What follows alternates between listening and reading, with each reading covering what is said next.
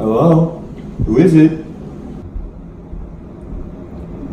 It's Aaron. Aaron? Aaron Harris? Blah! How come you stopped sending letters? You were my favorite pen pal. You were my inside source to the other side. What are you doing here? Bland. I'm burnt out. I read your letters and resent the life I'm living. I have all the materials I could ask for, yet I'm miserable. You seem so content in your life. You speak so highly of your home. I'd like to see what this place has to offer. Wow, okay. Come in. Sit down. I don't even know where to get started. Thank you. Start at the beginning. I need to know everything.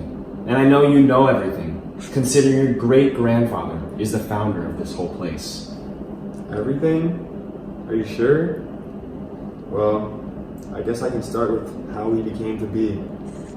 In the early 2000s, people were becoming more and more aware of the detrimental consequences their actions were having on the environment. Studies around the time of 2020 were revealing startling statistics. It was believed that by the year 2100, 1/5 of the population would be forced to move because of climate-driven rising sea levels. By 2030, global warming was expected to decrease crop production. And then by 2050, scientists expect there to be more plastic in the ocean than fish. Each year, more and more animals were being added to the endangered species list. Climate change, deforestation, pollution, overpopulation, and a multitude of other problems were continuing to deplete Earth. Some people were huge proponents of decreasing their carbon footprint and promoting a more sustainable lifestyle to preserve nature. People held seminars, took classes, participated in protests, and did everything they could to spread awareness about conserving the environment. Other people were too caught up in manufacturing and producing goods for profits. For some, life was all about mass consumption. Little did they realize that if Earth was completely engrossed with pollution and depleted of its resources, then eventually they would not even be able to produce anymore. Maybe I am biased, but it seems to me that those people were too caught up in their own desire and greed. It didn't take very long for the controversy to take over. You know all about the war, right? To be honest, I never really paid attention in history class. I was more focused on the important stuff, like the stocks, you know? I know. All I know during the war was that my family's steel business was booming. What really happened, I don't know. Okay, well, in 2028 is when it all really started. It was the warmest year measured in this past century, it ruined crop production, and it was a wake-up call to many. Some people banded together when they realized that if there was not a drastic change soon, then it would be too late, and our Earth would be one they wouldn't even want to live on. People tried to push legislation to help protect the environment, but the others were too stuck in their ways. People who were scared for our world's future, for the future generations, they lost all faith in the government as they saw no change. It was then that the uproar started, and those who wanted to preserve the environment pursued change on their own terms and stated a movement in the United States of America. It was a civil war against those who were in support of preserving the environment versus those who lived according to the rules of capitalism. Violent at first, the President of the United States recognized that the fighting was going nowhere, but he knew the movement would not rest.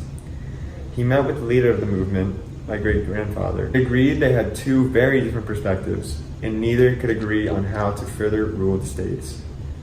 With most of the West Coast destroyed from the war, they had an idea.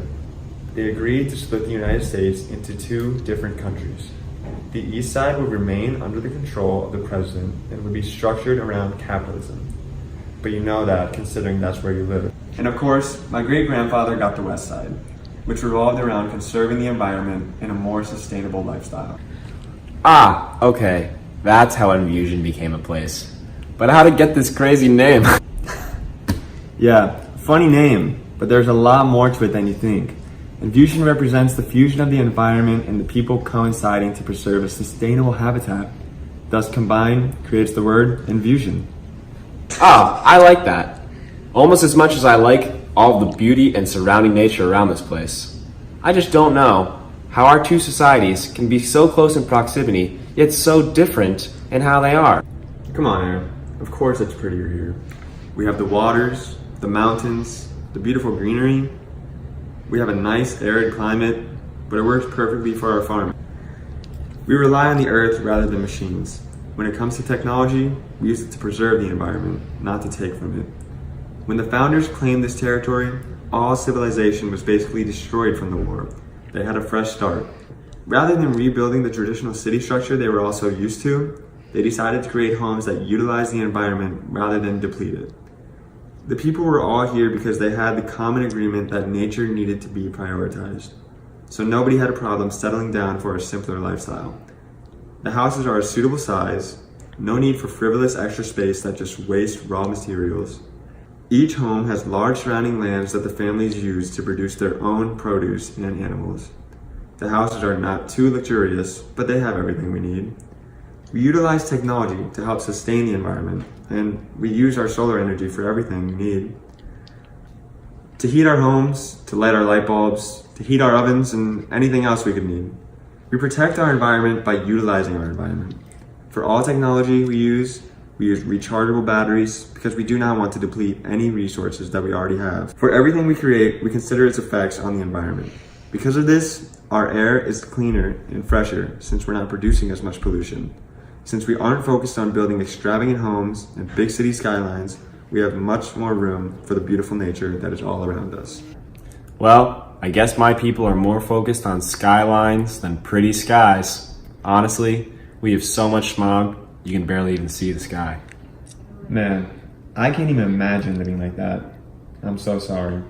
It's fine. Prior to talking to you, it was all I ever knew, so I never really had a problem with it. But you know what I find so interesting? That everyone here just agrees to this kind of lifestyle. Like, how did none of y'all citizens disagree?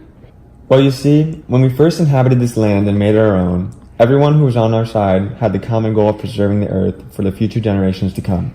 I wouldn't say this to just anyone, but honestly, based on what our leaders say about the detrimental consequences of misusing the earth, I think we are all too afraid to stray away from our leaders' instructions. With everyone wanting what was best for the conservation of the environment, there was not much room for disagreement. But now time has gone on and future generations are now the current ones. Most of us feel the same as our ancestors, learning in school what life used to be like and what could become of the earth if we keep misusing all it has to offer. And to make matters worse, we've always been told if we divert from the common goal of all of our people, we would be exiled. So, yeah, I think people comply because they are too afraid not to. Oh, wow. But wait, leaders? Plural? Yeah, we have multiple leaders, though having a single leader means more accountability. Our founders wanted more of a democracy than what the old United States constituted as a democracy. According to my great-grandfather, the founders of Envusion thought that even though the government was supposed to provide order, it seemed just to create more chaos. So the founders wanted a less involved government. I don't know if you know this, but in our society, we have multiple communities that form one nation. Each community has their own local assembly which meets at the beginning of each month. Every citizen is advised to go to the meeting, and they can voice their concerns for their community and society as a whole. Within each society, there is one man and one woman who are voted in to represent the community. The man or woman voted in can be any age or race. They just have to have a majority of the community's votes. The representatives then go to a regional assembly where all the different communities' representatives discuss and deal with issues or concerns that cannot be dealt with locally. Along with all the representatives, we also have a team of researchers at each meeting that evaluates our ecological footprint each month to make sure that we are on check for a greener lifestyle. But to make things simple, when it comes to our government, we abstain from having any hierarchy or power relations. The founders' goal was to have a participatory government. So, at the local meetings, the representatives go over everything that was discussed and decided. That's how we all stay informed. My grandfather has always said, direct democracy is human nature. People always want to work together because we know we have power when together. So we keep everything in the open for all to deal with together. Wow, you guys really did something, huh? I mean, I guess so. We just all have a common goal. We all live according to our values. If you're going to be staying here for a while, you'll need to know the words we live by. Preservation, participation, and prudence. The 3 Ps as we learned in school. The 3 Ps. I like that.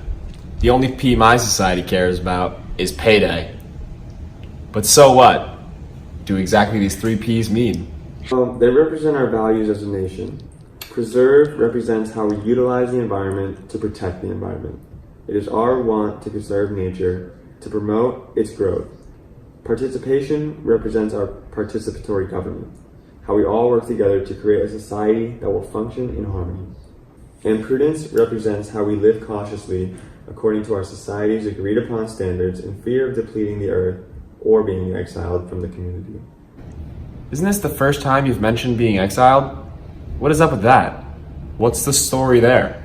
A touchy subject, but let me try my best to explain. So just bear with me for a minute. Living in a simple society that deviates from materials and greed, none of us desire anything more than what we have. To be honest, most people are so caught up in our own society and know nothing of the others. They do not even think there's anything else for them to desire. They think they have everything, so they see no need to steal or lie or anything like that. With greed cut out of our lives, crime is a rarity, especially considering most crimes in the olden days originated from desire. But with the level of freedoms we are allowed, there are still some people who differ from the rest of us. Our only law is to respect ourselves, others, and nature. If we ever feel like someone in our community is defying our rules, we will hold a meeting within our local town, and if the majority agrees that something needs to be done, we will send the troublemaker to the regional board, and they discuss the situation with the perpetrator.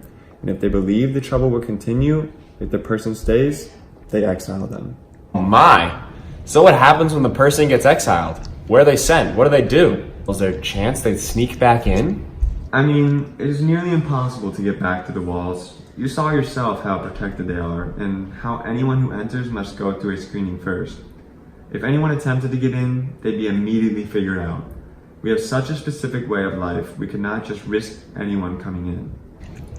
I mean, I see what you mean. It took a full day for me to be approved entry. And I even offered the guards the big bucks, but they just looked at me like I was crazy. Oh, Air, don't you remember? We aren't like you here. We don't use money. Our economy is so much different than yours. We don't need it because we provide everything for everyone. We are a communal society and we want everyone to have a content life. However, to ensure people are productive on their 7-hour workday, people get a card in reward if they hit their quotas. The card allows people to redeem any materials they need. Wait. If you don't have money, then how do you trade? Well, we don't trade. We rely on what we produce on our own. Honestly, I think you're just gonna have to come see it for yourself tomorrow. Sounds good. Pinky promise? You guys do that here? Who's a pinky promise?